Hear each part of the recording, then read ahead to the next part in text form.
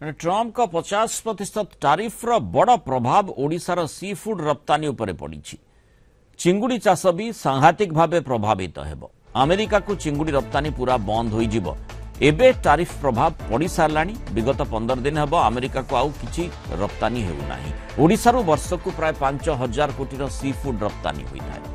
आंध्र, ओडिशा, पश्चिमबंग, तमिलनाडु भली राज्यर बहु लोक यापर निर्भर करिथांती। एबे लक्ष लक्ष लोक बेकार होइजिबे। ओडिशारे 10 रु 15 लाख लोकंक उपरे यार प्रभाव पड़िबो। एभली सूचना दैछन्ति शिल्पपति तारा पटनायक। एने तांको सह अधिक आलोचना करछन्ति Kalinga TV senior correspondent Pritikant Nayak. America president Bharat उपरे 50% टैरिफ लगेबा परे आर कोन इंपैक्ट पडुची ओडिशा उपरे। कारण ओडिशा रे विशेष करके जदि आपण देखिबे अमेरिका को सी फूड एक्सपोर्ट होतला तनु तार प्रभाव कौन रोची आ द्वारा कौन जीवन जीविका ऊपर किसी प्रभाव पड़ुची कि ए संपर्क रे अधिक आलोचना करबा हम सहित विशिष्ट शिल्पपति तारा पटनायक अच्छा। सर कलिंग टीवी को आपको स्वागत करुच्ची। सर ये जो आगे तो 25% टैरिफ लगी एबे 50 हो गला आर इंपैक्ट कौन बर्तमान रोची?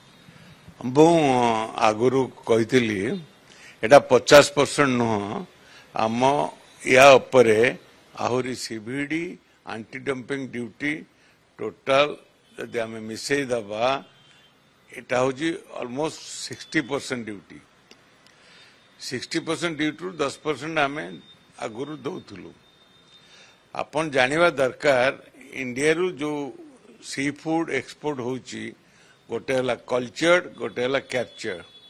कैप्चर्ड आम कहूँ जोटा कि समुद्र रु धरा जाए किछि चिंगुड़ी हुए बहुत माछ हुए और अन्य सामुद्रिक द्रव्य भी रप्तानी हुए।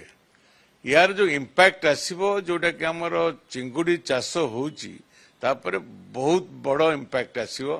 मुझे भी आगुरु कहितली 50% गोटे ड्यूटी संभव नुह। जदि ट्रम्प सरकार सारा पृथ्वी उपरे 50% पकईथिला आमर किछि असुविधा नथिला। आमर 50% आमर एशियन कंट्री हो कि कोडे हो तांकर बहुत कम पड़ी। तेणु कॉम्पिटिटिव हबनी आमको अमेरिका को पूरा चिंगुड़ी रप्तानी बंद हो।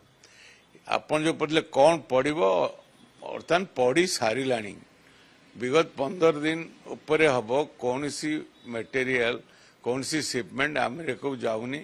जो अल्प किछि ऑर्डर थिला जोटा अक्टोबर 4 आगुरु पहुंची जीव सेति केवल जाउथला।